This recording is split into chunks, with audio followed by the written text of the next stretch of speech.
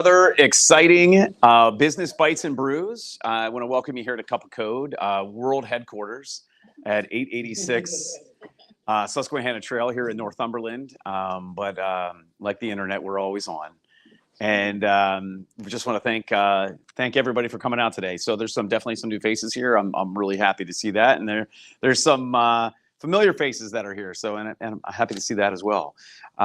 As you may know, and for the folks that are watching online, Business Bites and Brews is a collaborative effort between Cup of Code, the Bucknell Small Business Development Center, IV Coffee, our friends W&S Distributors next door, and lots of other great small businesses in the area that help keep us going and provide not only customers for the SBDC, for Cup of Code, but this has turned into a really great collaborative session where, it's a safe place for you to ask any question that you have. There's really no marketing or small business question that isn't a good one to ask, because depending on the business that we're in, that can mean a couple of different things. The answer can be. So we thank you for joining us again.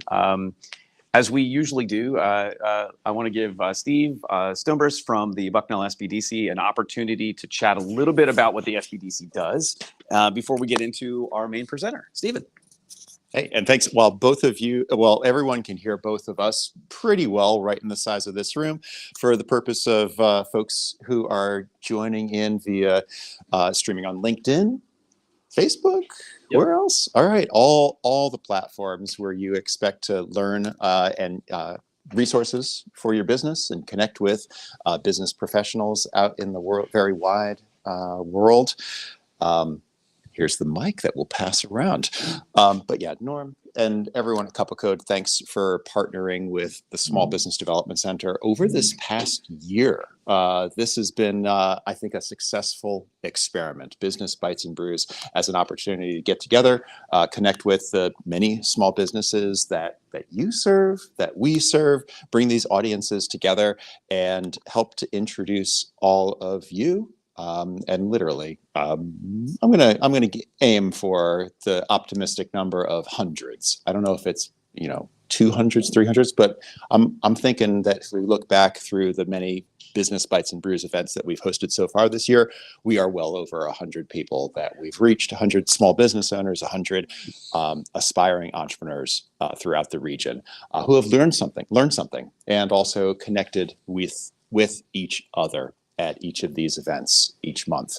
Looking forward to many more, although not next month, not in December, because we'll all be hopefully enjoying some good food together with family and friends as we near Thanksgiving, and then more great holidays ahead. So no Business Bites and Brews next month in November, and not in December, but look for more exciting opportunities to learn about resources for your business in the year ahead. Wanted to point out a member of the Bucknell SBDC team also here today. Many of you already know and rely on Amber Guerrero as a business consultant, helping you in all aspects of your small businesses as you're starting them, as you're growing them. Look to Amber and the other members of the Bucknell SBDC team as a trusted advisor and a source of help. Thanks, Norm. Yeah. Coming up. All right. Thank you, Steven. Yeah. Well, I'm not even going to clip this on. I'm going to hold this guy and then pass it off to John Essenwine, who is the owner and operator of Ridgeside Turf Care. John is, we say, one of our favorite clients, and I realize what I'm doing when I say that. John, yep, careful. Watch the head grow. John is unique in that we give John advice, and then he follows it to the T. He does everything that we tell him to do, and then we find out if our advice is good. Because, and I think for the most part it has been, because he sees results from that. So generally, whether you're telling your children or a customer of yours, this is what I want you to do they always follow it to the letter? Generally not. You have to say things several times, but that's not the case with John. John was parented very well, and he does the things that you tell him to do the first time, and he goes with gusto at everything that he does. So we're really excited to hear him talk today about how he's been able to implement some of the tips and tricks that we've shared with him, that he's learned from SBDC, that he's learned from other small business owners. And without further ado, I'll let you take it away. All right. Well, thanks, Norm. I appreciate it. Yep. So, as Norm said, my name is John. I am the owner of Ridgeside Turf Care. And we're going to talk about taking your business to the next level. This was a topic that came up a couple months ago as I was talking to Nick and Tim and Norm about this, about how I can take my business to the next level. And they all just kind of chuckled at me and said, you've already kind of started to do that. And I really was in denial of it, but when we stepped back and looked at it, it was. And I want to start out with, how can I take my business to the next level? So first things first is you got to have a brand. You need a website. So everybody's using social media, so why not using it? Google, the number 3 rule, set your standards and hold yourself to them. And then when can I stop marketing? Is all key points of taking the business to the next level.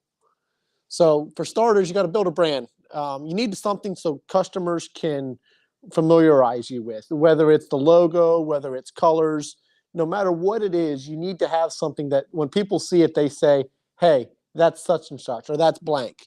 I mean, and it doesn't matter if it's on a business card, if it's on a billboard, on a website, on your vehicles, you need to have that brand and it needs to stay the same. Next thing you need is you need to be on the website. You need to be on the internet, because people are on the internet looking for you. And if you're not on the internet, what are they going to find? They're not finding you. And there's a lot of people that step back and say, well, a website costs X amount of dollars. I can't afford that. Well, I'm going to ask you this. Why can't you afford it? Because you're building, you can't afford it because you don't have customers. And coming from somebody that had a business without a website, I was struggling to get my name out. I mean, I was doing what I thought I could be doing, but you were hitting such a small area. Whereas the website, you're putting it at everybody's fingertips. I mean, everybody in this room has a smartphone and is on the internet. So a website, something that people can relate back to, whether it's a small landing page with just real small information or an extravagant website, you can build one to your size or to your needs. And it's something that can grow with you. My website started out as a small landing page, and it has grown to a multi-page website, and as my business has grown. And then social media, just as important as website. What's one thing everybody does when they're bored, when they're looking for something to do? They get on their phone and they scroll in social media. So put your name on your social media, put it in front of people so people are seeing it. Again, you're building your brand, you're building your logo, you're building your recognition. That way, when people say, hey, it's time I need blank, they know where it's at. They know who they're going for. They've seen the name before. And when you're doing the social media, don't just sell people. You're not doing it because when you see it, people look at it and say, oh, look, they're selling something. Interact with the people. Get people to laugh. Get people to have fun. A couple of things that I've done over the summer, or this past year, I should say, with getting people to laugh with, was when Penn State fired their head coach. I put a post out that we hired them and made it just a game out of it to get people to laugh. And that's what it did, was it got a lot of people to laugh at it. And same with back when the Phillies Karen over the baseball thing. Like, get people that's something that's trending in the area.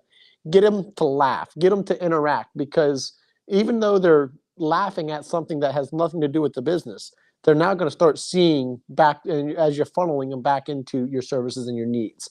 So don't be afraid to take the step off the trail and go down that rabbit hole, because you're going to grab more people by staying on the same trail, staying on the same thing. You're only looking for me, I'm only showing it on people looking for turf care. Whereas by going down these rabbit holes, I'm interacting with other things going on. And then people are starting to realize, hey, I need turf care. Now they can travel back because They have no idea how they found me, but it was because I posted something to interact with the customers. And then first thing you guys do when you need something is you probably either go to the internet or you just Google it. Well, 72 or 74% of the consumers regularly use Google to find local services. So get your business on Google, and don't just get on Google, but get on Google and interact with Google. As somebody has talked about in previous BBBs, is the reviews. Don't just respond to positive ones. Don't just respond to negative ones. Respond to all of them. And let people know you are human. When people take the time to leave a review, take the time to go back and talk to them and thank them. If it's somebody that's leaving a negative review, make it uplifting, make it positive, and be assertive about it and be nice about it. But don't just let it fall on deaf ears, because when people go to Google, the first thing that pops up is what they're looking at. Recently, we took a trip and somebody picked the restaurant and says, "Oh, this has gotten a lot of good reviews." And we went to the restaurant and it was horrible. And when we went to looking at the reviews a little bit better, the last year of reviews were nothing but garbage. But I mean, there was a lot of good reviews, but it was previous owners or previous management. So interact with your customers on the Google. Don't just leave it a death space.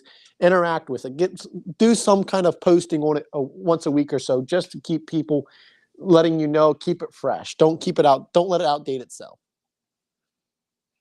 And another thing is, you're not the other person. When you sit down and figure out what it costs to do whatever service you're doing, it doesn't matter if you are doing a chauffeur service, a cleaning service, a painting service, a mowing service. It doesn't matter what service you're doing. You have taken the time, you have talked to somebody or done the math of, it costs me blank to do this. Don't lower your price just to get work because you need the work. Because it doesn't matter if it's costing you $100 and you're billing $80, you're losing $20 every time you do it. So you're not going to keep your lights on, even if it feels like you're busy. You're losing money. You're bleeding the money out, and you're bleeding the time out. And remember, these people are paying full price for Oakley's. They're paying full price for Apple. They're paying full price for all these big names that they have no clue who they are. They will learn to accept your prices, and you will build a following to understand your prices. And when people realize that this is your budgets, this is what you need to be price-wise, and you start to explain to them why your services are X, Y, and Z. I mean, people are asking me, well, why do you charge X when the other person charges Z? And I explain to them that I can do my service in less treatments than other people. So I don't have to charge. I'm not here as often, which is why my charges, when you break it down per year, my prices are right in comparison. But when you look at it per treatment, my prices are higher.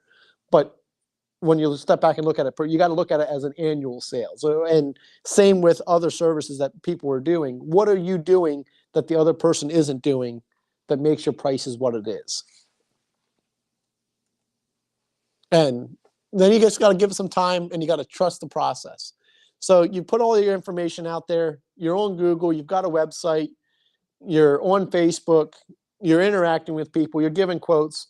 People still aren't telling you, yes, let's go ahead. Or you're just hearing the word no. You got to give it time. Yeah, people need time to see it. They need time to learn it, and they need this time to study it. And they need time to make the action and call forth on the service. Good things take time. When I started talking to the people that I use at the beginning of this was, I want results, and we want results now. And everybody laughed because I didn't have the patience to do this. I wanted the action. I wanted the results. What's going to happen? I need the results now. And just give it some time, give it some time. And it worked that as the time goes on, I'm still seeing people saying, hey, yeah, I saw you because I did a billboard at Little League World Series. I saw you at Little League World Series billboard. That was months ago already. You're going to see the results, maybe not today, maybe not tomorrow, but you're going to see the results if you continue to do what you're doing and just putting your name in front of the people and interacting with the people.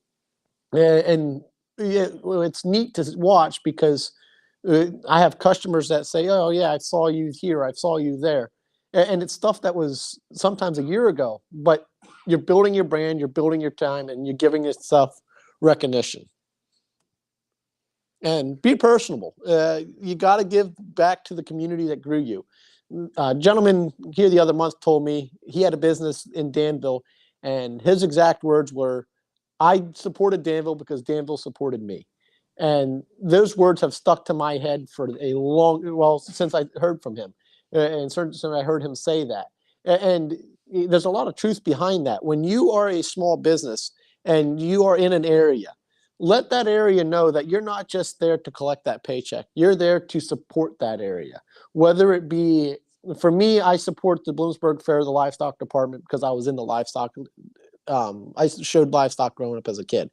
So for me to go to that livestock sale, it's huge for me to support that because you're in a large area, but you're in the Bloomsburg area, you're in the Danville area. There's a lot of people from that sale from all different areas of which I service. They see my name, they recognize my name, and they see you need to be able to give back to who's growing. Because if you're not giving back to who's allowing you to grow, they're going to start to wonder, where's their money going? What is X? I'm spending X for the service. Where does this money go? Is the guy just pocketing it? Is the company just blowing it on something else? Keep it local. I mean, yeah, it's neat to see your name in front of big things that you'll never see. But when you keep it small and you keep it personable, a budget of $50 or a budget of $20 to certain events is huge to that event, and it's small numbers. I mean, there's other events that you can spend a lot more money and grow with it. And then the question of is, okay, my business is to the point. I'm happy. I don't need to grow anymore. I'm I'm happy. Like everything's good. So can we stop marketing? Well, yes, but no, because as time goes on, people stop using your services and people stop needing your service or things change, whatever. So you need to continue to stay fresh. You need to continue to stay marketing so that way you can replace what you lose. Yeah, I mean, no, you don't have to be as aggressive to growth, but you have to be in maintain level. So by if you just stop, well, then people look at you on Google, they look at you on Facebook, and they say, "Huh, they haven't been active for 3 years," or the last time they posted was the traditional "Merry Christmas" from blank and blank, or "Happy New Year" from blank and blank. You got to keep it active. You got to keep it interactive to keep the people fresh. I mean, as you start to lose, and it's traditional, businesses use you. Like I'll use an example. I was running a piece of equipment. I kept running that piece of equipment, and then I purchased that piece of equipment. Well, they no longer needed me or were going to no longer use me as a renter. And so now they need a new customer to replace that. So they got to continue to market for your next customer. And if you guys go back,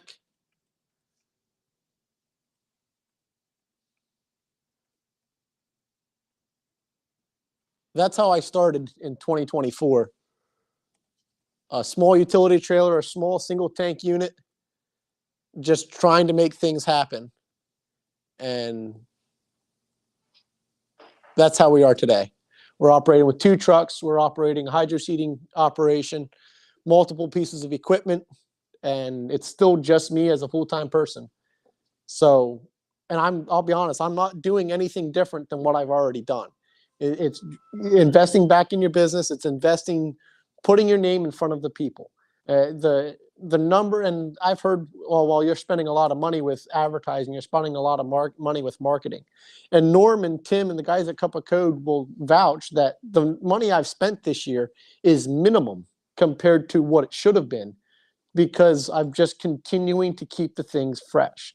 It takes me 5 to 10 minutes a day to schedule out a couple Facebook posts on Facebook to make sure I'm posting every day. It takes me a little while to get stuff set up for Google. And as you get too busy, there's people out there offering services to take care of this stuff for you, that they will help you to do that, that you can budget that more because you're busier making enough money. Is there any questions? Yes, Amber. I always have so many questions. First, congratulations on having such good early growth. So you talked about being impatient in the beginning, and I often get the question where people are trying to figure out what they're doing wrong, and there is a timeline to establish your reputation. Yes. So what do you think that timeline was for you, and at what point did you bring the marketing piece in, and how do you decide how much do you want to spend and what you got as a result of it? So last year I started my business and I really didn't do much. I didn't really know where I wanted to go with my business. I had a lot of personal matters going on, and this was kind of the opportunity to allow me to fix what was personally going on in my family and take care of what was going on, but still give me some kind of income. So in April of last year, I really wasn't doing a whole lot of advertising. I wasn't posting on social media. I was really just staying quiet and keeping it small because I didn't have time, and I couldn't afford to just I couldn't financially afford, and I mentally couldn't afford to grow. And then at the end of the year last year, what issues were going on, they were put to bed, they were put to rest. Those issues were behind me. That's when I started to take the time of, okay, let's start getting a little bit more active. And then this spring, I was talking to Norm about a question of, let's market this. What can I do this? And I only wanted to do it with a month. I didn't want to do it. And he really pushed the number 3. And that's one thing that has stuck with me is you need to do it 3 times, whether it's 3 months. You need to do it 3 times. Put a billboard up 3 different times. You need to do that to get the results. You're not going to see it right after because people see it once and they don't see it again. It doesn't catch them. It's when you start to do it multiple times to let people see the multiple times. So I didn't really start growing with it until I was basically one complete season in, and I was okay. Now we're going to make it go. What do I have to do to make it go? But yeah, like I said, the 3, whatever it be, do it 3 times, 3 months, 3 years. Just stick to the number 3. However the budget is, whatever you're looking at to do. Norm, you had a question. My question for you is, when you're working with finite resources, Yes. how did you develop the courage to say, I'm all in on this. This is what I'm investing, my time, talents, and treasure into. It's my business. It's my livelihood. If my livelihood is not going to, if this isn't going to make my livelihood, if this isn't going to make my career, why am I doing this? Is this a hobby? Is this a life choice?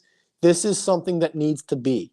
And it was, as small business owners, we are not 9 to 5. We are not 6 to 2. We don't get a paycheck at 40 hours. And that's what put me through on this is I came from, my family had a business growing up. I come from a family of business, and I watched my grandfather and my parents run that business and sacrifice a lot of things time-wise because the business needed to happen.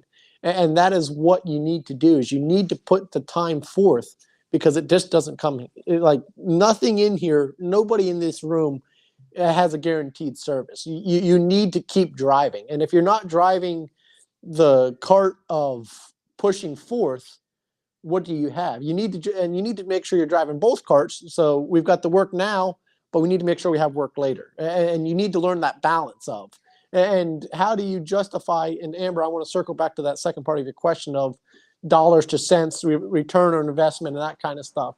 And I have always said, okay, if it's going to cost me blank to do this, and it was something as simple as redesigning my business card or building a website or paying to have a Google ad or whatever. What does that cost? How many yards do I need to, or how many jobs do I need to get back out of that? And when I started, it was, I need to get, if it's going to cost me $100, I need to get the $100 back. Anything better than that is great. Now I'm looking at it as I need the 3 to 1, and I need at least 3 to 1. If I'm not getting 3 to 1, it's not worth my time. And there's other things out there that I'd like to do, but it's not. I know I'm not going to see the return on my investment. So why do it? But on the same side of things, supporting local things is way bigger than the growth thing. It's letting people remember that you are who you are and you come from where you come from, and this is why you support what you support. I mean, by a show of hands, how many people in this room have a small business and are supporting something local, one way, shape, or form? Everybody in this room has raised their hand. And it's because it's something small. It's going back to like the gentleman that told me, I lived in Danville, I supported Danville, Danville supported me. Yes, Griffin. So one thing I'll touch back on the brand aspect of things. So this is my 7th year in business, and for 6 years I ran with not a single label on any truck. I was just a truck with a trailer and a mower. And beginning of last year, I stuck 2 18 by 24 signs on the side of my trailer.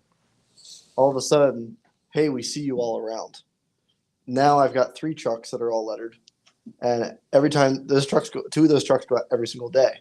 And when those go out, I get phone calls all the time of, we see you around all the time. John and I met because we were at that livestock sale last year, and he was wearing a sweatshirt with his logo on it. You wear clothes every day. You walk through the grocery store, you walk through Walmart, you walk through carnivals, you walk through 100 different places. Spend some money on a nice sweatshirt that you're gonna wear every day. Spend some money on some nice polos. 3/4 of my wardrobe anymore has my logo on it. And every time I go out, people are seeing my name. They see my name, they go on Google, oh, they see my name again there. I put out 200 to 400 yard signs a year in 1 or 2 counties. It happen to be the smallest counties in Pennsylvania. When you do that, people see your name. They see your logo. It's been the same logo for 7 years. My business cards, same logo. So every single time they're seeing you, you're building that rapport, you're building that reputation. When you put that out there and they go to actually, you might not need a landscaper today, but tomorrow you go home and a tree fell down in your backyard and rutted things up. All of a sudden you need a landscaper. I can ask you a question right now. Do you know an electrician off the top of your head? There's one that popped into all your heads. I know it. Do you need, let's say, a grocery store? There's one that popped to your head. There's 10 other ones in the area, but you didn't think of them. So think about that when you're looking at your marketing and your brand. What business is the one that when you think of a certain category pops in your head, and how do you become that business for your industry? Joy, you had asked a question then, or wanted to ask a question. Yeah. So as you got ready to start your growth journey, did Yes. you kind of have a process or a strategic thought in place about what if I grow too fast for where I'm at? No. So the reason, and the reason I am so quick to answer that word no is put a cap on what you want to make for a year. Is there really a cap that you want to make? And if you're making X, Y, and Z, you're going to continue to grow. If you would have asked me in this room in March, hey, what equipment are you going to purchase, or what way are you going to grow your business in March? And what do you expect? I can tell you 3/4 of the equipment that I own now wouldn't be what I own. I was listening to customers of what they were asking. Do you offer, or do you service, or can you fix this? And it was all related to my field. And by listening to what the people said, I changed what was, I took the blinders off, because I had growth of, I want to do this. This is what I want to do. But my customers, hey, do you offer this? And at first it was no, I have no desire to do that. And then it was the customer of, well, okay, you don't offer that, like, that's fine, but they're going to go somewhere else. And when you realize that who they're going to, it's the same guy doing the work that I'm doing as well. So yeah, I wanted to just do lawn treatments, and that's all I wanted to do. And now lawn treatments is the smallest part of my business. I mean, it's the most way to keep a retainer on a customer, but I do weed control, I do aeration and overseeding, I do hydro seeding, and it's all by building a yard. It's all by growing, making a yard better. And that's what my That's what my statement has always been, was give you the best piece of grass in town.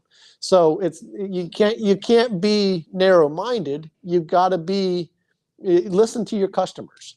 So if you're going to make X, don't be afraid to spend Z.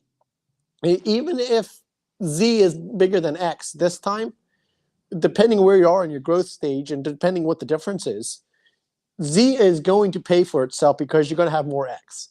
Every piece of equipment I own, it's not because I had one job and I'm only going to ever use it one time.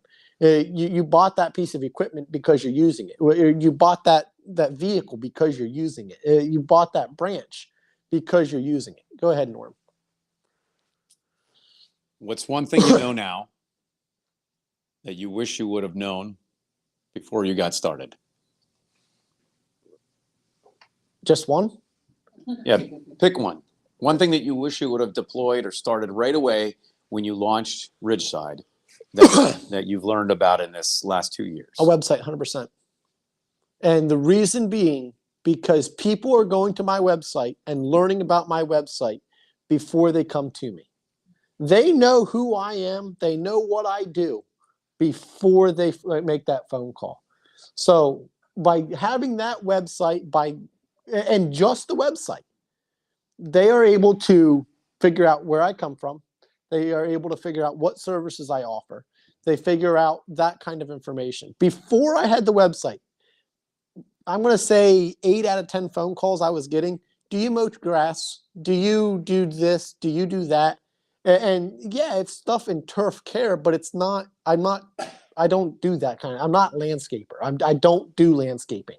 And once I built the website and built it to my business, those phone calls stopped. And I would definitely wish I would have. I mean, I got the website fairly early. Last year, but I really wasn't trying to do anything. But so I got it as early as I probably could have. But it was just, that is one thing that I noticed, that once that got launched, I stopped getting the phone calls of wasting my time. And not trying to be rude by that, but I don't mow grass. And by making sure people know that I don't do that, whether it's on my Google, whether it's on my Facebook, whether it's on my website, they're not wasting their time. And that is, you've got to make sure your time is being taken care of, but you got to make sure your customers' time is taken care of, because you don't want to waste either one of them. Go ahead, Amber. I just have one little follow-up comment to Yes. Joy's question around, sometimes I think there's that fear of, but what if it gets too big, too fast, honestly, that's a problem most of us could wish that we would have. I always say, like, selling out's the best thing that we possibly can do. And so if you're somebody who's moving on that path and you're concerned about capacity, understand what your capacity is and know what the plan is when you get that call and you're beyond capacity. Wow, you know what? We care too much about the way that we do things. We don't like to overbook. I'm so sorry that we can't help you, but may I take your name and number? Can I follow up when we have an opening? We'd love to do business, but we need to do it right. So, like, if that should happen, I think that just mentally having a plan for what will I do in that event, because honestly, a lot of times we don't get there, or we start to build that capacity. We're making more money and it's like, yeah, no, give me the work. I'll figure out how to make it happen. And I realize with staffing and things like that, it can be challenging, but I think just having that pre-plan gives us that confidence of this is how we can move forward and know what we're going to do if that comes to pass. I'm going to build off of that a little bit, Amber. So like our business, we have consistently doubled every year for the last 7 years. We've doubled or tripled. The reason I've been able to do that is because when I'm presented with something of do you X, I have to step back and ask myself, is this something I want to do that doesn't require a lot of extra capital, or that I could optimize and utilize a machine that I already own? Landscaping, we've got many, many different seasons. So there's a bunch of equipment that we have that sits for 7 months out of the year. And then for 3 months, we use it like crazy, and then it goes back in the barn. So like paver patios are one that I look at. That's something that I didn't know anything about. It's big intimidating. It's a big liability. There's a lot of different aspects go into it. Somebody asked me, do you do it? I'll do it at cost for the first one. Let's learn. I could do that patio in a day. It took me 2 weeks back when I learned how to do it. But that was a portfolio item that I was able to add. As I've gotten bigger, it got to the point of I can't do this all myself now. And I will be cautious when I say this, but hire before you think you're ready. Because the minute you hire and get yourself out of the truck, I don't know what your business is, but get yourself out of the truck, get somebody else, empower somebody else to get out and start doing that work. And you start working on instead of in the business, your business does this. And Amber and I were just looking at my books, and we can affirm that in May, I hired my first full-timer. In June, I hired my second full-timer. I was terrified when I hired that first guy. But empower your people and let them take the reins and go. And you'll be amazed at how much, because my guys are out working right now. Where am I sitting? Here, networking, having these conversations. And so it's a different mindset, but always go into it with, I'll hire and buy as needed. I like to bite off more than I can chew and figure out how to chew it. That's how you get it. That's how you grow aggressively. If you're in for aggressive growth, you got to be prepared for that. And you're going to take a hit or two along the way, but Absolutely. And you're going to have a customer call you and be not happy. But being able to work through that situation, do right by the customer, and know that your employees behind you have your back, it's huge. Dave, what was your question?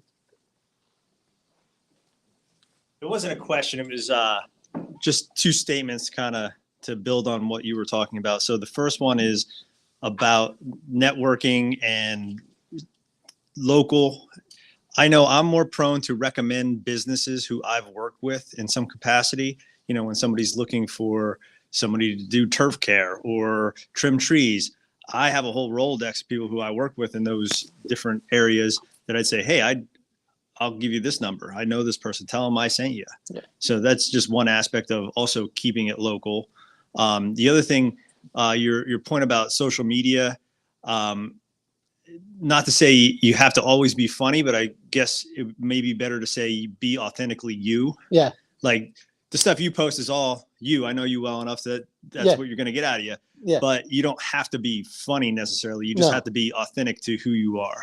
Bill, and that is one thing that people have often told me as I do work with them or as I meet them is we follow your Facebook and we love how real it is. We are not on it and we don't come across it of, oh, wow, what are they trying to sell now? And it's just be authentic. And Dave, you had mentioned about the keeping it local stuff. I mean, one of my calendars sits here and I had a local print shop print that out. Now, that local print shop has them on a counter, has all finished projects sitting on that counter for waiting for people to come up. I had a gentleman that went in to pick up business cards that were printed out for his business, and I'm now spraying the weeds for his business because he saw my information just sitting there. He didn't. The print shop didn't advocate, didn't nothing. All he said, and the guy, when I talked to the guy, he goes, "I know if you're doing business with that gentleman, you're local. You're staying local." And he goes, "And I could hire somebody that's bigger, and I could hire somebody that's cheaper, but when I need something, I know you're 15 to 20 minutes away because that's what that print shop focuses on." Go ahead. There's a couple of things that you touched on, right? My consultant looked at me. It's because it's things that she ran across me numerous of times. Like he said, he liked to bite off more than he can chew and then figure out how to chew it. I just started my commercial business. I'm coming up on a year through the SBC. I thank God for them, and I follow directions. And I ain't gonna say to the T, but I follow it to the point where it gets me some traction. Social media for me, not for everybody else, for me is a distraction. I found a lot of my time was wasted looking at feeds and all of that type of stuff. I'm a more direct, Absolutely, person to person. absolutely. You sit down with me, we can have a conversation. Absolutely. And I feel like I can lean you towards my direction. I can sell myself. Yep. But marketing, like you was talking about, taking that chance, and it's just like websites and I need that, but I'm not good at it. And I'm okay And with saying that. that's you what's know? awesome about this area Mhm. is there is so many businesses in this area eager to help you grow your business. SBDC, Cup of Code, Dave Tamkis. I mean, the list goes on. There is so many businesses in this area that are willing to allow you to grow. And exactly And what you're saying, yeah, I've been hitting them. And it's like I had a lot going on within this year. The last thing that I had going on in my personal life is I just buried my mother. I don't use that as an excuse, but like I really had some things going on. yep. And I'm just trying to get traction back underneath my feet. Yep, and that's what I was going through last year was family issues of something similar, and that's why I was not growing, and that's why I wasn't. That's why I was And keeping my like when you business. was So talking about in the mental space, yeah, I get it. I didn't have that mental capacity. I didn't have the financial capacity to do it either because I was focusing on other things. But once any hurdle you get is you have the choice of it being a hurdle. You have a choice of it being a dead end. And if you figure out how to get around it, it's only going to give you speed to get to the next one. You're never going to have or never going to have the spot where you're saying, hey, I'm on cruise control. I don't have to worry about anything. You're going to have the bumps in the road. And as you figure out what to do with those bumps, and as you figure out how to market those bumps, you can grow with it. I mean, so often I was dealing with customers today or this year of, hey, sorry, I've been distant on response with you, or sorry, I've been slow to pay on this with you. I'm going through this with my family. Relate to them. Let them know that you know what it's like to go through that, and give them the confidence. I mean, it's small things like that, but by staying personable, by staying in connection and keeping to your roots, people are not going to be hesitant to say who you are. They know who you are because you're a personable person. Yes. Go ahead, Steve. Hey, John, I wanted to offer, I don't have a question. I just wanted to offer a compliment. Bouncing back to what Dave said about having the Rolodex of other local business owners that he knows that he's worked with on your website. Down at the bottom, past testimonials and descriptions of your services, you've got affiliates. You've got a list of other businesses. Yep, and they're just- businesses. They're businesses that are not any connection to me or anything like that. And there's businesses on there that have no clue they're on there. And the reason I do that is to help me grow the view, but also to let other people know where other stuff is.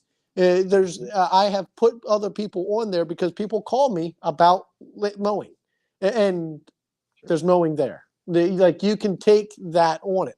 So it's yes, it's helping you, but it's also helping the local people, and by keeping it local. I mean, there's no questions of when I get something screen printed or get something embroidered, it's local. And you know that one thing I love about that store is he's in downtown Danville. He'll put a shirt or he'll put a hat out in the front window, and it'll stay there for weeks or months, and he'll forget it's out there because. But people recognize that kind of stuff. It's building a brand. It's building it local. When you do that stuff for Vistaprint or you do that stuff for a corporate company, where's it at? Are they going to use you, or nobody's going to recognize it? And guess what? That's better product and cheaper. Yeah. So when we hear the term B2B, business to business at a big national, international level, sure, that drives a huge swath of the economy. Yeah. But local small business owner to small business owner is what makes it. And I don't remember what the analytics was, but it was given to me early on. How much if you spend $1 in this area and it goes to another local business, how much of that dollar comes back around, or what that dollar turns into? And I don't remember those analytics, but it was mind blowing how small a dollar turns into. And if you just keep it local, and just by keeping it small and keeping that Rolex that local, I mean, and when people say, "Hey, do you know blank?" And I can say very quickly, "Yeah, I do," and I'll talk very good about them of what it is. Word of mouth is, well, no matter what I talked about today, no matter what you do research, word of mouth will always be your biggest marketing, but you need to have the stuff to back up that word of mouth. And that stat, as we look ahead to National Small Business Saturday, November 29th, that stat gets thrown around your spending in your local community. So when you spend $1 at a local small business, 70 to 75 cents Yeah. of each of those dollars stays in that Yeah. local community. So Yeah. yes. That's the stat. It's 70 cents. Yeah, it's 70 cents, and then 24 of those 70 cents that small business owner then reinvest back into the community. So, that's a good one. I think that's a good one to start to wrap on. Are there any other questions from the gallery here? No, you just did a great job. I had a whole lot of identification on what you was talking about. I could follow you. I can respect what it is that you're doing and your process. And it was more authentic to me. You're being yourself than portraying something other than that. I can feel the Yeah, you blowing that's smoke. But you was coming real with it. So I related to you. well. Thank you. I appreciate that. You know what I mean? So, Thanks, Rodney. Well, yeah, round of applause for our man, John. John, we want to thank you for coming in today. So we want to present you with this hat. Hey, thanks. I appreciate it. It looks familiar. No, thanks everyone for coming out today. Thank you to everyone who tuned in online. As Steve mentioned in the beginning, we're going to take a bit of a holiday break from Business Bites and Brews, but we'll be back better than ever in 2026. And so as we do that, there is a page on our website, Business Bites Brews at cupofcode.com, that has a list of all of the former speakers, what they brought to the table, and who the speakers who are coming up. I forgot to put it out, but I happen to have a recap of last month's speaker, Lori Roma. So so those are available if anybody wasn't here, or if you were and you want those talking points, we've got that available also. Wonderful. Thank you. Yes. Folks, if you wouldn't mind, we'd love your feedback about the event. So there is a QR code here. If you scan that and provide us with some details, we would love to be able to improve the process. We'll hang out here for a little bit longer. Please feel free to ask any questions, and we'll take it from there. Thank you. Tim, you want to shut her down?